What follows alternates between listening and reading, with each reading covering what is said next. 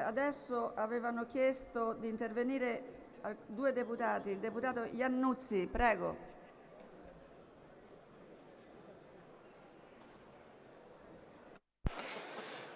Presidente, sull'articolo 8, sul suo ruolo, mi perdoni, se lei dà la parola a un deputato a favore e un deputato contro su una votazione e poi interviene dopo il parere del deputato per esprimere una sua opinione o un suo punto di vista, lei sta influenzando l'Aula.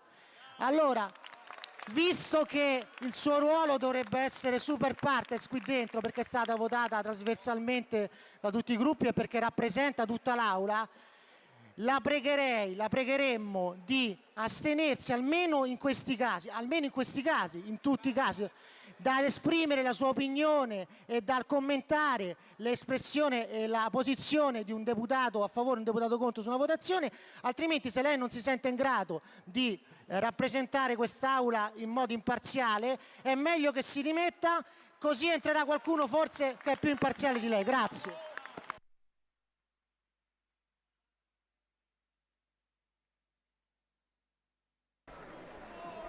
Bene, allora adesso